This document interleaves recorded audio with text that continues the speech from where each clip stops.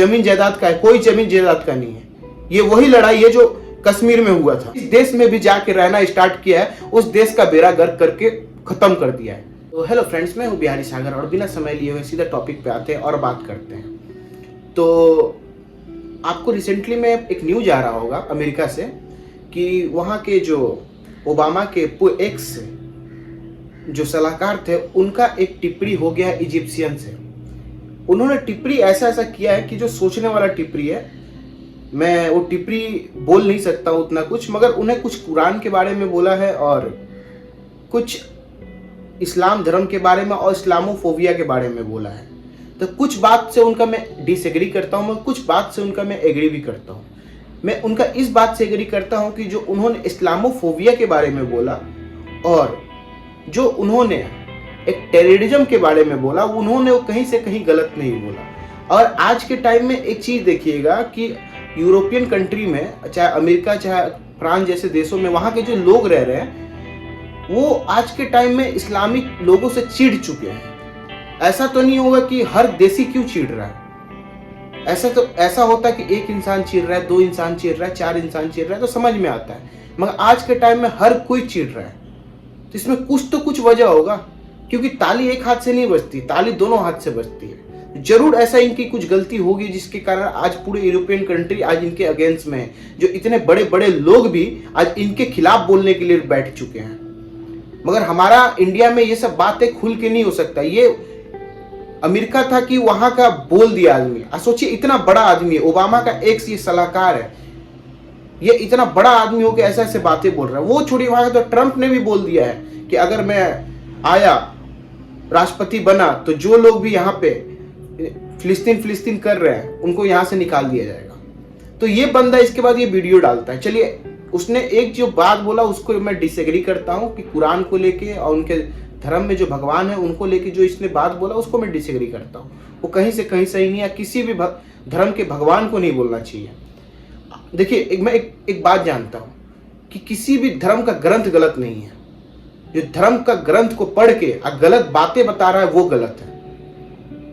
क्योंकि मेरे भी दोस्त मुसलमान हैं, बहुत अच्छे दोस्त हैं, मगर जिन्होंने ग्रंथ सही से पढ़ा वो सही है और उसको सही तरीका से अपना यूटिलाइज कर रहे हैं। कुछ लोग ऐसे हैं जो ग्रंथ पढ़ के उसको वो लोग आतंकवाद में घुसेड़ देते हैं।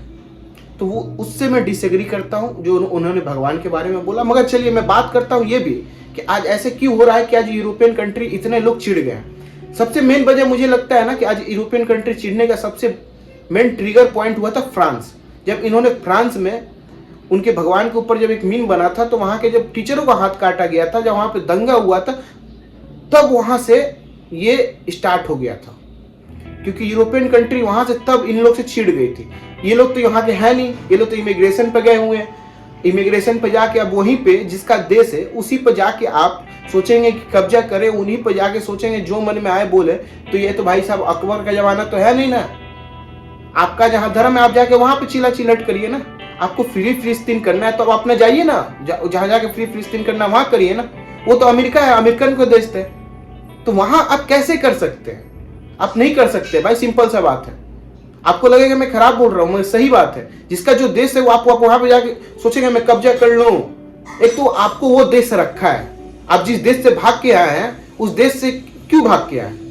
इसी वजह से भाग के आया ना कि वहां पे आतंकवाद है, ये है, वो वही चीज आप जाके वहां पे कर रहे हैं अमेरिका जैसे देशों में। इसलिए आज अमेरिका के भी लोग और चाहे यूरोपियन कंट्री के भी लोग भी आपसे चिढ़ चुके हैं। चिढ़े इस तरह से नहीं है, बुरा तरीके से चिढ़े हैं। अजी जो हाल चल रहा है, ऐसा ना हो एक दिन आए कि जितने भी इमिग्रेशन पे गए हुए अरब कंट्री या मुसलमान कंट्री के लोग हैं, यूरोप वाले लोग उनको धड़ाधड़ निकालना स्टार्ट कर दे।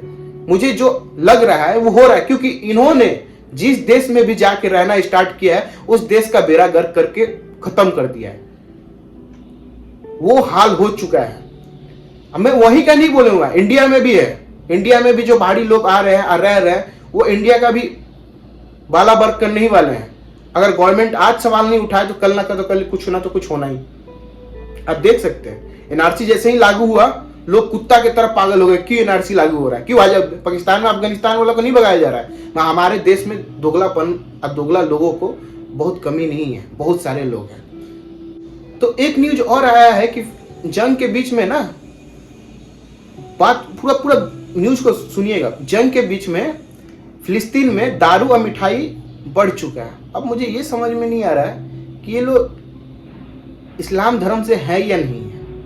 ये जो हमास है ये इस्लाम के लिए लड़ाई कर रहा है या नहीं कर रहा है। अब देखिएगा दोहरा मानसिकता यहाँ पे, अब दोहरा मानसिकता वाले लोगों का, क्योंकि इस्लाम में शराब को हराम बोला गया है। क्योंकि मेरे एक दोस्त था, वो ना ही दारू पीता था ना उसको छूता भी था। क्यों? क्योंकि वो बोलता था कि भाई नहीं, ये दारू हमारे मजहब में हराम बोला गया। मगर अब ये न्यूज आ रहा है कि वहां पे दारू की बिक्री बढ़ गई। भाई ये दारू पीने वाले लोग कैसे मुसलमान हो सकते हैं? कि कुरान के हिसाब से तो आप दारू नहीं पी सकते। या तो आप दारू पी रहे हैं तो आप ये ठीका लेके मत दौड़िए कि मैं इस्लामिक लोगों का और इस्लामिक फोबिया वाला काम मत करिए। या तो दोनों में से एक करिए, या तो पूरा तरीका से इस्लामिक लड़ाई करिए, या तो पूरा तरीका से आप ये प्रोपोगंडा वाला लड़ाई करिए, विक्टिम कार्ड वाला। अरे ये कोई लड़ाई उड़ाई नहीं है, मैं बोल रहा हूँ। तो फिलिस्तीन का जो लड़ाई है ना, मैंने पूरा इसका इतिहास देखा। ये कोई लड़ाई, ये लड़ाई पूरा टोटली मजहब का है, दो धर्म का बीच का लड़ाई है। कोई अगर इससे सोच रहा है ना कि ये लड़ाई कोई जमीन जायदाद का है, कोई जमीन जायदाद का नहीं है। ये वही लड़ाई है जो कश्मीर में हुआ था। सेम लड़ाई हो रहा है आज वहां पे इजराइल में। ये लोग सीधा चाहते हैं कि जितने भी इजराइल के लोग हैं वहां रहना बंद कर दे। अगर इन लोगों को बोल दिया जाए ना कि चले हम सब आपका जगह दे रहे हैं, आप लोग आके रहिए, तो ये सब क्या करेंगे? उठ के अगला दिन पूरा बॉम्ब लेके बांध के फट जाएंगे उनके अंदर जाके, बोलेंगे नहीं यहाँ पे एक भी नहीं रहेगा। इन लोगों का कोई लड़ाई नहीं है भाई। इन लोगों का एक ही लड़ाई है कि यहाँ से इस्लामिक कंट्री पूरे वर्ल्ड में बना देना है, और कुछ लड़ाई नहीं है। नहीं तो आज इन्होंने एक वीडियो भी रिलीज किया था, वो छोटा छोटा बम बांध के ऐसे फेंक रहे थे। अरे भाई जब फेंक रहे हो तो फेंको, फिर रोना कैसा है? फिर रो क्यों रहे हो? तुमको ये चीज समझ में नहीं आता है। जब लड़ाई कर रहे हो तो रोना कैसा? फिर लड़ोगे तो मरोगे ही ना भाई। अब बॉम्ब देख के थोड़ी गिरेगा कि तुम कहां हो, कौन कहां है। आज इंडिया पाकिस्तान में लड़ाई हो जाए तो बॉम्ब देख के मारेगा? वो तो सीधा शहर में फेंकेगा ना। शहर में जब फेंकेगा तो सब मरेंगे। और जब मर रहे हो तो रो मत कि मेरे घर का ये मर रहा है, वो मर रहा है। भाई मरता तो उसका भी ना, मगर वो क्या है, उसके पास ड्रोन है रोकने के लिए। नहीं तो क्या वो तुम क्या जो बॉम्ब फेंक रहे हो क्या उसमें मलाई है क्या कि वो जाके फटेगा नहीं? मगर दिक्कत क्या आता है ना, यहाँ पे इजराइल इसलिए फंस जा रहा है। क्यों? क्योंकि उसके पास ड्रोन है जिसके कारण वो रोक ले रहा है बॉम्ब को, मगर क्षति उसका भी होना है। तो ये रोना धोना बंद करो भाई। रोना है ना तो क्लियर रो कि हाँ भाई विक्टिम कार्ड खेल रहे हैं, सिंपल सा बात है। लड़ाई करना है तो फ्रंट पे लड़ाई करो, ऐसे रोना धोना वाला नहीं कि हाँ ये मेरे बच्चे मर रहे हैं, वो मर रहा है, ये मर रहा है। भाई उसके लिए मुझे के भी दुख है, मगर जब जंग में जाते हो ना तो ये सब नहीं देखना होता है। वो क्षति होना ही है, सिंपल सा बात है। कि हम लोग भी जंग देख चुके हैं, 3-4 जंग हम लोग भी इंडिया वाले भी देख चुके हैं। तो सिंपल सा बात है। अब जिसको इसमें मेरा बात खराब लगे, अच्छा लगे, ये मेरा अपना राय है। और आगे एक और न्यूज आ रहा है, और एक न्यूज निकल के आ रहा है। लश्कर-ए-तैयबा करके जो पाकिस्तान का ऑर्गेनाइजेशन था, आतंकी ऑर्गेनाइजेशन, जो 26/11 को हमारे देश में आतंकी हमला किया था, जिसमें 164 लोग मारे गए थे, जो कि 26 नवंबर 2008 को हुआ था, उसको इजराइल ने बैन कर दिया। बैन मतलब बुरा तरीका से बैन कर दिया। अब इसमें लोग पूछते हैं कि भारत इजराइल का क्यों साथ देता? अरे भाई क्यों ना दे भारत साथ? क्यों नहीं देगा? क्योंकि वो आतंकवाद से जूझ रहा है, समझ चुका है आतंकवाद क्या होता है। जब भारत जिस दिन बोल रहा था ना कि आतंकवाद के खिलाफ बोलो, उस दिन फिलिस्तीन ना बोल रहा था, ना ईरान बोल रहा था, ना कोई नहीं बोल रहा था। आज इसीलिए भारत खुलेआम इजराइल के साथ है। मैं तो बोलता हूँ कि 2-4 बॉम्ब भी भेज दो वहां पे, जो ब्रह्मोस है जो रखे हो सब भेज दो वहां पे। सैनिक वैनिक भी भेजो, मारो इनको, दौड़ा के मारो। जितने आतंकी लोग हैं सब दौड़ा के मारो। और जिसके लिए आतंकी नहीं है, मेरे लिए तो आतंकी अगर नहीं है तो आगे प्रूफ करें नहीं आतंकी। जब मरते हैं तो आतंकी नहीं है, जब मारते हैं तो भाई बहुत अच्छा काम कर रहे हो। या तो तुम आतंकी हो या सैनिक हो, ये तो अभी तक क्लियर ही नहीं हुआ है। मेरे हिसाब से तुम आतंकी हो। सॉरी। तो और एक न्यूज निकल के आ रहा है कि लश्कर-ए-तैयबा करके जो पाकिस्तान का ऑर्गेनाइजेशन था, आतंकी ऑर्गेनाइजेशन, जिसके दम पर पाकिस्तान बहुत ही कूदता था, जिसका पालन पोषण किया है, उसको इजराइल ने बैन कर दिया।